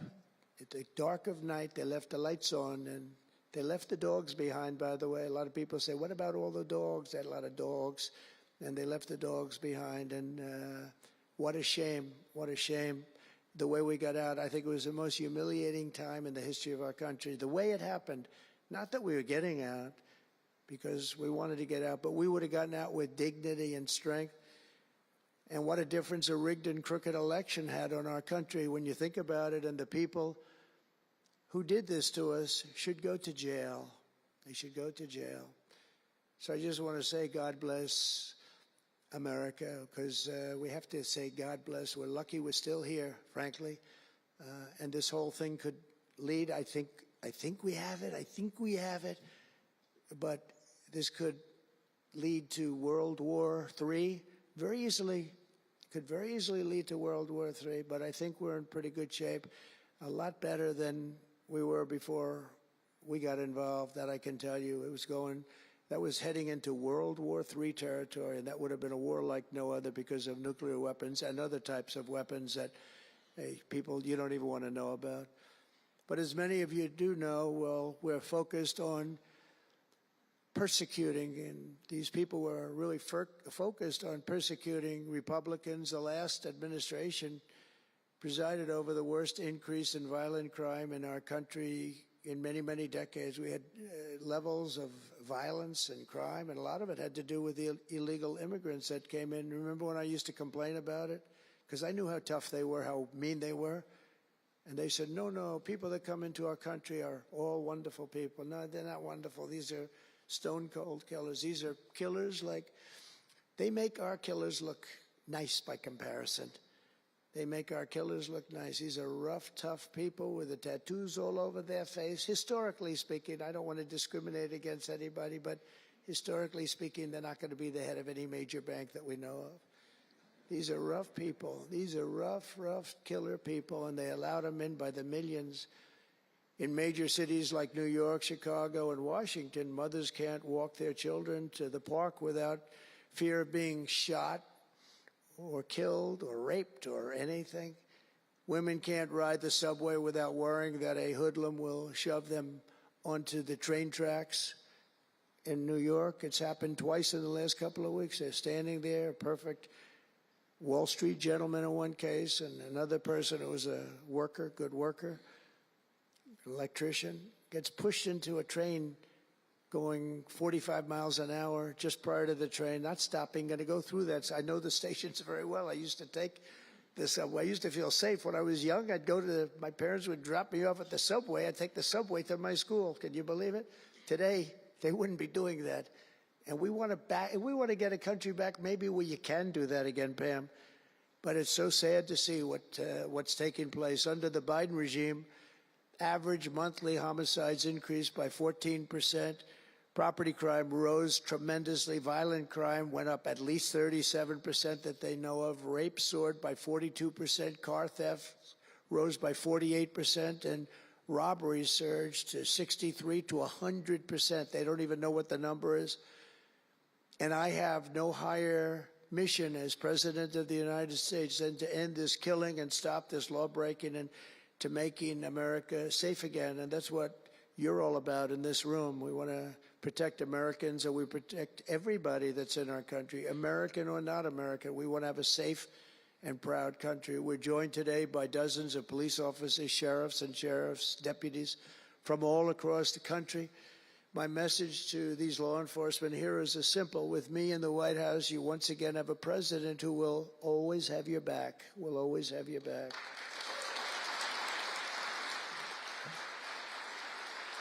Thank you, fellas.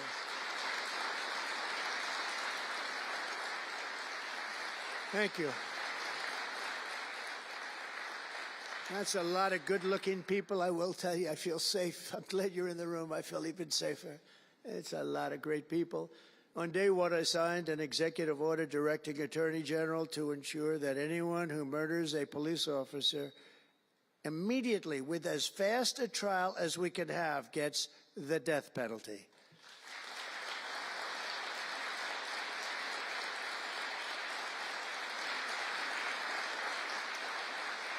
And last month, I fired all the radical left pro-crime U.S. attorneys appointed by Joe Biden. There were so many that were bad. And I know there were some that were probably very good, but there were so many that were so bad and so evil, so corrupt. Instead of having Marxist prosecutors who want to put police officers in handcuffs and go after a police officer rather than a criminal, I appointed patriotic, tough-on-crime warriors who will partner with police to put dangerous offenders behind bars, put them in jail. We're fully reviving 1033 program to provide state and local law enforcement with surplus military equipment that we have so much of it. I did it in my last administration, and I remember Obama wouldn't do it. He wouldn't do it before me, would not do it, because he thought it made them look too strong, too military. I said, no, that's what I want them to look like. I want them to look strong. And it was protective, defensive equipment. We had billions of dollars. I gave it out, and now I'm going to have a chance to give it out again. They didn't want to do it with Biden, and Biden didn't know why. I didn't, if they would have asked him, he wouldn't have been able to answer the question. He could never answer a question. They said my press conference yesterday was longer than all of Biden's press conferences put together for the last 4 years. And I don't know if that's true, but it was close. And perhaps most importantly, we're securing our border and repelling the invasion of America. We have, you see the numbers have come down. So, and Tom Homan and Christie have been incredible. Christie Noem, secretary, she's done great. And Tom Homan is, I don't know if Tom Homan's here, but wherever he may be, I think he's chasing people out of our country. If he was here, I'd almost be disappointed. What are you doing, Tom? But he's a fantastic guy, and he's a brave guy. Over the past 4 years, other countries emptied out their prisons and jails, mental institutions, and insane asylums, and sent the killers, drug smugglers, and bloodthirsty inmates from the filthiest dungeons of the world straight into the USA. And open border. We had an open border policy. Anybody could come in, no matter what you were, no matter where you came from, no matter what you looked like, no matter what you were doing, no matter what you did, no matter how many people you murdered, you could come right into our country. We have murderers right now walking the streets. We're joined today by Tammy Nobles, whose 20-year-old daughter, Kayla, was attacked in her home 3 years ago, horrifically assaulted and strangled to death by an illegal alien MS-13 monster set loose into our country under the open border Biden regime.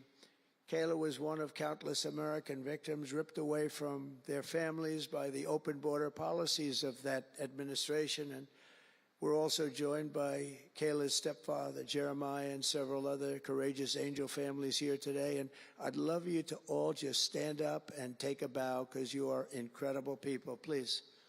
Thank you.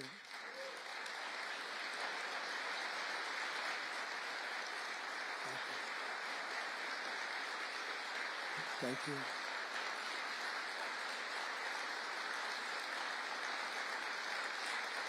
Thank you very much. Thank you. But I want you to know that we are working every day to expel these savages from our country and ensure that what happened to your loved ones will never happen again. So their legacy is going to be a great one. Thank you all very much. We appreciate it. On day one of my administration, I declared a national emergency on our southern border. In our first full month in office, we achieved the lowest level of illegal border crossings ever recorded, okay? Even lower than 4 years ago. For years, Democrats and the media kept saying that we needed new legislation. We had to have new legislation. We needed it immediately. And I never had legislation, and I had the best border in the history of our country for almost 4 years. And by the time I got out, we had the lowest numbers ever. My favorite chart of all time was brought down that day. And on that chart said we had the lowest numbers ever. But it turned out that we really didn't need new legislation. All you needed was a new president.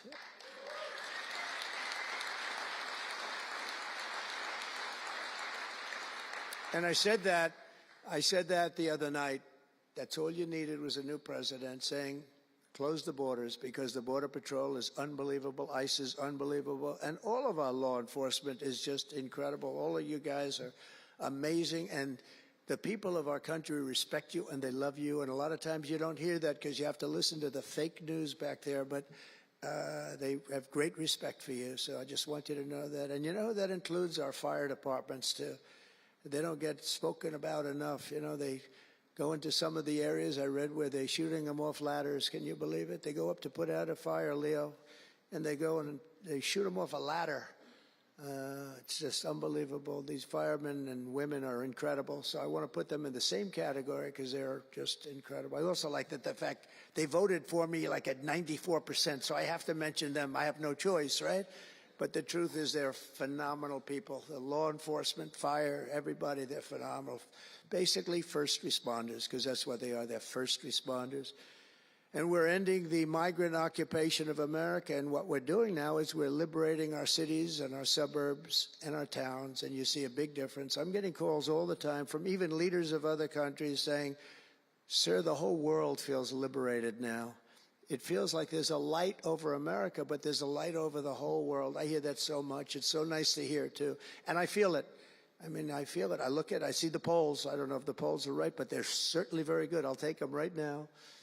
It's amazing, amazing what's taken place in such a short period of time, really 6 weeks, but it's longer than that. It's really November 5th. I think that hopefully will go down, if you do your job great, it'll go down as the most important day, one of them at least in the history of our country. You know, July 4th was pretty, 1776, it was pretty important too. But let's see if we can top it. Can we top it? I don't know. That's a tough one, but we're going to try. But it will be one of the most important days in the history of our country. So I think, and I think everybody in this room wants that to happen. Last month, we officially designated MS-13 and Tren de Aragua. That's the Venezuelan gang, the toughest gang, they say, in the world, and the Mexican drug cartels as foreign terrorist organizations. That's a big deal. Nobody wanted to do that in the past.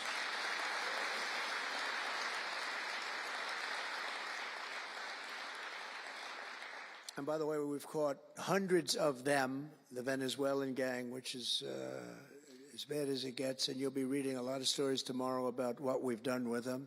And you'll be very impressed, and you'll feel a lot safer, too, because they are a vicious group. They went into Colorado. They took over areas of Colorado. They sort of were like me. They were in the real estate business, but they didn't go out and get financing. They just took over a building and kept it. And they said to the tenants, get the hell out of here. One man called the police, and they cut off his fingers. And they say, you call again, your other fingers, and you call a third time, and you're dead. These are tough people and bad people, and we're getting them out of our country. And some are so bad, we don't want to get them out. We have to put them in jail because we don't want to even take a chance that they can come back. Thanks to our efforts, Mexico recently handed over 29 of the biggest cartel leaders, including the depraved kingpin charged with the 1985 murder of DE agent Kiki Camarena. And that was a big deal, if you know. They've been looking for this person for years, many years, and we got him. This evil killer will be now prosecuted to the fullest extent of the law. And we know that, well, let's put it this way. I have to be nice. It's a very strong case. We're stopping the criminals pouring across our borders at record levels, and we're also stopping the massive quantities of deadly drugs. In 2023 alone, drug overdoses killed more Americans in 12 months than they did during the entire decade between 1980 and 1990, so 10 times more, but it's much higher than that. More Americans died from fentanyl last year than died in the Korean War, or the Iraq War, or the Afghanistan War, all of them combined. That's why I've placed large tariffs on Mexico, Canada, and China, and they will remain in place until these deadly poisons stop pouring into our country. And I will tell you, as soon as I put on the tariffs on Mexico, Canada, and China, unbelievable results have been seen in the last few weeks. Unbelievable results. They weren't happy about it. You probably read they weren't happy, but they are working like hell to end it. They weren't working very hard before I did that. With us today is a brave mother and advocate, Ann Fundner, who lost her beautiful 15-year-old son, Weston, to fentanyl. And Ann, if you would, I'd like to ask you to come up and say a few words, please. Thank you.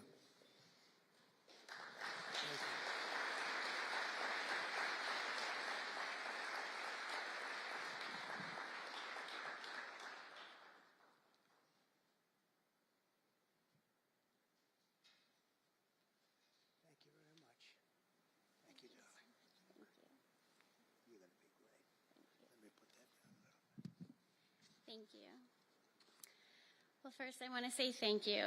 I think this is the biggest honor of my entire life, being on stage with President Trump. But I want to tell you a little bit about my son, Weston, who absolutely loved President Trump.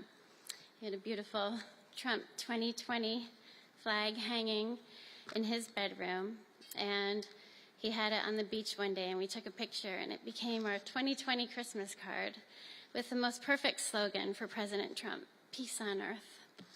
But what happened in the next 4 years would be devastational to our country and our safety of our children. And in 2022, Weston lost his life, a freshman in high school at the age of 15, from a single pill that took his life. The cartels were allowed to operate on American soil and took hundreds of thousands of American lives. And so we knew there was only one person that could save us from the devastation on our American soil, and that was President Trump. And so in 2024, we did the best thing that we could do to keep America safe again, and we elected President Donald J. Trump. Thank you. Thank you. Thank you.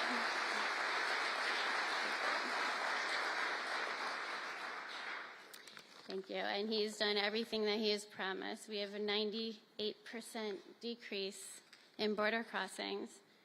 And he has labeled the terrorist cartels terrorist organizations. And he has instilled tariffs because there is no price on human life. And so I feel like I can speak for the entire fentanyl fighting community when I say thank you to President Trump, and thank you to Pam Bondi and everyone out here who is fighting this fight. God bless you. God bless you, President Trump. And God bless America. Thank you. He's up watching you. He's up there watching you. And he's so proud of Mom.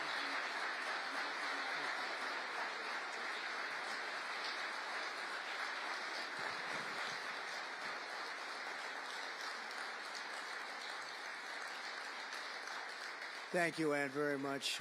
Weston is, I just said to Ann, Weston is up in heaven watching his mom, and he's so proud of you. He's so proud of you. Thank you. We're also joined today by a number of other American families who have lost loved ones to fentanyl, and I'd love you to just stand up for a second, and we want to acknowledge you, and also your daughters, your sons. They're looking down on you, and they're loving you like crazy. So thank you very much. Thank you. Thank you. Thank you. This department will not rest until we have ended the fentanyl epidemic in America once and for all. In less than 2 months since I took office, the DEA and FBI have seized nearly 1 million deadly doses of fentanyl, and that's just the beginning. At my direction and working with Pam and everybody else, we've launched an all-out war on fentanyl traffickers, and it's a war that we're going to win. We're going to win this war. I spoke with the president of Mexico, very nice woman, very fine woman, and I said, let me ask you, you're sending a lot of drugs into our country. We're not liking it at all. Can't do that. But I said, is Mexico, does it have much of a drug? She said, no, we're not a consuming nation. I thought it was an interesting term. And I said, why? And which I've heard also, by the way, they're not a consuming nation. They distribute, but they don't consume. But I said, why are you not a consumer? Well, we're very close with family. I said, so we're very close with family, too. I mean, our families are being devastated, and we're just as close. Why else? She said, well, we spend a lot of money on advertising saying how bad drugs are. They're very rough ads. They show the skin falling off and the teeth falling out and going blind and losing hair and everything that these things do. You look like you just came out of a horrible concentration camp. And she said it was, they're rough ads. And it's not often that I feel I've learned something from a phone call, because I've had a lot of phone calls over my life. But I realized right then and there what a great idea that is. And we have hired Susie, a great person who did a lot of our campaign work. And we've come up with an advertising campaign that's, I think, really incredible. More than anything else, it's terrible to watch. Terrible to watch. It's the only way it's going to work. And I would be, because we got the numbers down, 18% would have a blue ribbon committee headed by the First Lady of the United States, who everyone loves, and some of her friends. And, you know, they work so hard, but it's a tough deal. They're dealing with very smart and very vicious people. You know, some of those businesses, those cartels are run better than any business in America. They say they're run incredibly, not just here. They all over the world. They're run like a major business, but in many cases better.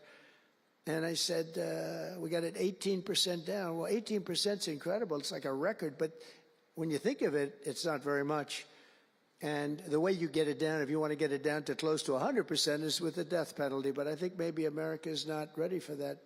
China has the death penalty. Singapore has the death penalty. Various places have the death penalty. Wherever you have the death penalty, you don't have drugs. But I just don't know if this country is ready for it. So I tell people, and it's always an option, but I don't know. I just don't know if you're ready for it, and that's okay. It's nothing you can do. But what we're going to do is we're doing this campaign, and I think we can get it down 50% with this campaign, because when people see all the horrible things that these drugs do to you, we're especially focused on fentanyl. When they see all of the horrible things that happen when you take drugs, how you look, you lose your look. Everyone's vain. They don't want to lose their look. The look is so important. And I think when they see these things, they may say, you know what, I'm going to take a pass. But there is big danger. Pam and I were talking about it before. A lot of people are taking fentanyl and not even knowing. They think they're doing something else, or maybe taking another drug, but at a much lower level. And they die. You can put on the pin, think of this, the head of a pin, fentanyl, and it's too much, and it will kill the strongest person in the room. And it's amazing. But we're going to do this campaign. It's going to be launched fairly soon, Susie. And I think it's going to have a big impact. I think if we got it down by another 30, 35 points, and I really believe we can. I think that's an incredible idea. So I thank the president of Mexico. Actually, it was a call on tariffs, and we talked about drugs. And she gave me an idea that I think will be very successful, and based on what I saw, it's going to be amazing. Under our leadership, this department is once again laser focused on protecting the American people. We're defending our borders, our streets, our children, and our good, really God-given, this is God-given rights and liberties once and for all. We're going to defend our country, and we're going to defend our rights. Etched onto the walls of this building are the words English philosopher John Locke said, where law ends, tyranny begins. And I see that, and I saw it over the last 4 years when somebody was allowed to attack viciously with this department and the FBI his political opponent. How did that work out? Didn't work out too well, but it wasn't pleasant. It wasn't pleasant. I was attacked by a political opponent, And probably it helped that I was attacked more than anybody in the history of our country. Alphonse Capone, the great Alphonse Capone, legendary Scarface, was attacked only a tiny fraction of what Trump was attacked. And maybe it worked out well. I don't know. If I had to give it up, I probably wouldn't, but only because I've gone through it. But I wonder what the difference would be. Maybe they helped get me elected by those margins, the big mandate that we received. But you can't go after your political opponent. Nobody's ever seen anything like it, actually.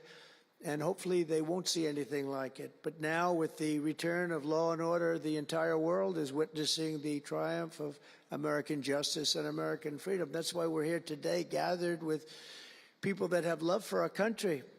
In the coming years, we will revive the storied legacy of this department, and it's happening right now. You can feel it. And rekindle the spirit of the great lawmen and legal lions of the past, Americans like Wyatt Earp, Elliot Ness, Frank Hammer, Rudy Giuliani. Rudy Giuliani had to suffer greatly, greatly. He's the greatest mayor in the history of our country. He had to suffer greatly. Ed Meese, Antonin Scalia, Robert Jackson, and Robert F. Kennedy. We will rebuild pride in our institutions. We will restore the prestige of this great department, and we will bring back faith in our justice system for the citizens of every race, religion, color, and creed. And I want to just tell you that this has been a great honor. I was asked to do it, and I said, is it appropriate that I do it? And then I realized it's not only appropriate, I think it's really important. And I may never do it again. I may never have another chance to do it again, because this is something that I'm leaving to the greatest people I know, the best people, the smartest people, the toughest people I know. And they're going to do an incredible job. And it's an honor for me to have won this election so that I can appoint these people to do their job, and they're going to do it like you have never seen. So I just want to wish all of you good luck. It's going to be an interesting journey, not going to be easy, but you're going to win. You're going to win, win, win, and fight, fight, fight, and it's going to end up being a tremendous result for this country. So thank you all very much. God bless America. God bless you all. Thank you.